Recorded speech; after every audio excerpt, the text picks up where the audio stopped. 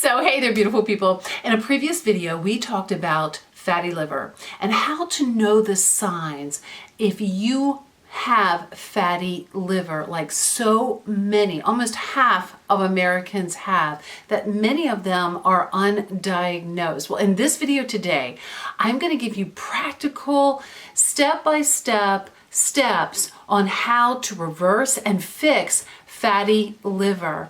There are 10 secrets on how to do that, and you are going to want to take notes today because these are powerful and backed up with research, and it's coming right up.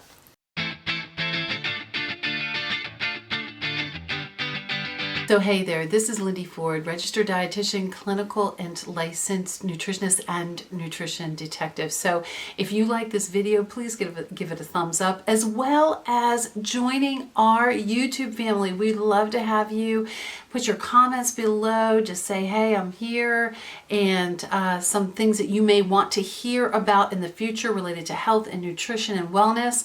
And also I have a new Instagram account. So if you could just join that, I'm posting all the time great recipes and inspiration and motivation to keep you on the right track and to keep you going. So please subscribe, hit the little bell up there as well, because that will tell you when new videos are going to come out. So we are talking about fatty liver today. And I know how heavy that subject is, but I'm going to give you some great news today. And that is my 10 best secrets. And this is all backed with research. I'll give you some of the research study, not all of them. There's too many of them that I looked at, but great research behind these on how to reverse fatty liver. It's not a, it doesn't have to lead to a diseased liver, and it doesn't have to lead to complications from fatty liver, like weight control and mood and all kinds of issues that fatty liver, the people that have fatty liver have. So the very first one, and actually I'm actually going to give you number 10, and I'm going to work my way down, and the two last points or steps or secrets that I give you are going to be my favorites. Number 1 and 2 are going to be the ones that you want to hone in on. So number 10 is that we need to lower our chemical and toxin exposure. Now, let me tell you something, guys. We are exposed to so many things, and I'm actually going to link a link below about plastics and all of the chemicals that are in the things that we are storing food in. Never store food in plastics, guys. Always use stainless steel or glass. Even when you're drinking, try not to drink out of plastic bottles unless they're for multi-use, and those are the bigger plastic bottles. Remember also, for chemical and toxins, commercial meats and fruits and vegetables. Look at the EWG's Dirty Dozen. Actually, it's Dirty 13 right now. I know it's hard to get everything organic. You don't need to buy everything organic, but those are the ones. Those are fruits and vegetables that you really should buy organic, because remember, everything that we take in goes through that liver. And the least amount of toxic and chemical exposure that we give the liver, the cleaner it's going to be, and the less fatty liver we are going to experience. So we want to do that. Number 9 is to reduce or eliminate alcohol. Now, I know some of you are not liking me right now, but let me just explain, okay? So if you feel like you don't have, your fatty liver hasn't progressed very far, you've had an ultrasound and you know that you just have the beginnings of it,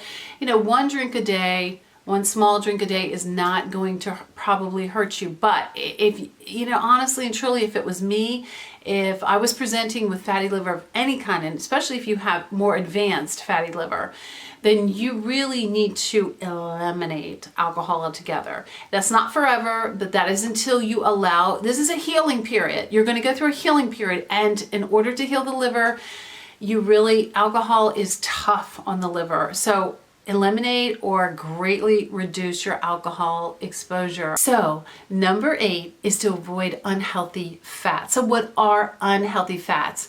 So number 1 in our diets, and I'm not going to say saturated fat. I'll link a link below about saturated fat, but I'm going to link this one as well, because this is so important. And that is your vegetable oils, or your omega-6 fats, and they are oils like safflower, canola, sunflower, soybean. Actually, with my patients, I tell them to eliminate these oils. I mean, completely to eliminate them. And that means reading all of your labels, because they're in like salad dressings and things you don't think about them being in, crackers and all kinds of things. And so eliminating them altogether. The only oils I really like to cook with are like coconut oil or avocado oil, which has a very mild flavor. And then the ones that you can use cold or would be like your extra virgin olive oil, but just make sure that it's the real deal, because that one is easily duped, and a lot of times we're getting a fraudulent product. So I'll link a link below on that and why. But eliminate the unhealthy oil, and of course hydrogenated oils. I was thinking that they would be taken completely out of they were supposed to be taken out of our food supply this year, and it hasn't happened yet because I still see them on the shelves, and I guess they give them a grace period. I don't know what's happening, but hydrogenated oils, of course, anything that says hydrogenation on it, I mean, treat it like it is the bubonic plague. Avoid it with everything that's in you. Number 7 is to fix your gut. Okay, I did a whole gut health series. Please look at that series. Please take this very seriously. This is going to be, it's not just going to heal your fatty liver, it's going to heal you. It's going to heal some of your weight control issues. It's going to heal your mood. It's going to heal your immunity. Our gut is the seat of where our health begins. And if you don't have a healthy gut, you're not going to be healthy. If you don't have a healthy gut, you're not going to be healthy. Listen, guys, there is some new research. And this is really, really new. And these are several research studies from 2016. And it showed that an imbalance of gut bacteria, that means there's more bad than there is good. There's more bad guys in town than there are good guys. And problems with gut barrier function, like leaky gut, or other gut issues contribute to non-alcoholic fatty liver disease. Directly contribute to it. So number 6, and that is eat more avocados, or eat avocados regularly. Researchers in Japan have found that avocados contain these potent chemicals. We're going to talk about one in just a minute, but there are other things in avocados. They're just so rich and so many good things for your body. Eat them every single day. Don't be afraid of the fat in avocados. It's a healthy fat. It's the kind of fat that takes fat off of your body, but it also takes fat out of your liver. But there are other chemicals in an avocado that decrease liver damage. And they're so potent and they're so effective that these researchers are now saying that they're trying to duplicate these chemicals and put them in pharmaceuticals. Yeah, well, good luck with that one. So number five is to consider supplementation. Now, I have to make this disclaimer every single time. I'm always going to make this, is that, supplementation is tricky, and you really do need to know what you're doing when it comes to supplementation. So don't just take supplements willy-nilly. You need to consult with somebody who understands supplements, like a healthcare provider that really understands supplements, to help you with them. Okay, so first of all, vitamin D deficiency is associated with fatty liver. All right, so that's just something. It doesn't mean that it causes fatty liver, like it does, but it's just associated with it. So that's something that you need to look into, and making sure that your vitamin D levels. I'll link a link below on vitamin D and what levels you should be at. So watch that video. But the one that I love the most for treating fatty liver is something called curcumin. I'm going to link that video below, but it is amazing. And I looked at one research that said just 70 milligrams a day, which I actually give my patients a lot more than 70 milligrams, but 70 milligrams a day. And I don't know for how long. I don't remember what the research said about it, but like literally reversed fatty liver in a matter of so many months. It was really very promising. Now that doesn't mean that that diet doesn't play a part, but that is a great tool to use. There are other liver detox herbs that people use, and sometimes I will use them, like a liver detox kind of thing with milk thistle and those kind. But curcumin to me is the number one way to detox your liver. Okay, number 4 is to increase healthy fats. I know I sound like a broken record. I know. But your healthy fats are so important, beautiful people. They're so important for your overall health as well as the health of your liver. The most important healthy fat is going to be omega-3s, okay? The research shows that people who consume high amounts of omega-3s, right, have decreased liver fat and decreased inflammation of the liver, which is a more advanced stage of fatty liver. So that's significant right there. And again, I will link a link below about omega-3s. I'm over the moon about them. Love me some Pro Omega 2000 by Nordic Naturals. That's my very favorite. I didn't bring that today, but that's my very favorite one. I was actually in a doctor's office this morning, and she's one of these functional docs, and really good doc. And she was like, the only one I love is the Nordic Naturals. And I was like doing a high five with her. Okay. And then some research is showing walnuts. So walnuts are high in omega-3s. Now this is a plant-based omega-3, but very high in omega-3s. It showed that the people who ate the most walnuts, like a handful of walnuts every day, actually lowered their liver, the enzymes on their liver function test. So again, that will show that they're resolving the fatty liver issue. Now, another really cool fat is something called MCT oil. The one that I use, now these are not omega-3 fats. This is a medium chain triglyceride. Very, very healthy fat. Let me show it to you. This is the one I use. I use the Now brand. You can order this through my practitioner site. 20% discount right there, and you can order anything really through my practitioner site. They opened that up to my YouTube followers this year, which is really cool. But what this study showed is that in animal studies, now this was an animal study, so I have to be honest with you on that, but in animal studies, which is promising, not conclusive, and I realize that, but promising, that it reversed fatty liver, completely reversed it by using the MCT oil. So I thought that was interesting. Okay, number 3, and we're getting down to my 3 favorites, okay? I couldn't really but all 3 of these kind of tie for the importance that they have, but these are the ones that I want you to take note of, and the ones that will permanently reduce fatty liver if you follow what I'm saying to you, and I really mean that. And that is to increase your low sugar, low glycemic vegetable consumption. I know I sound like a broken record on that one as well, but it's just so important for every aspect of your health.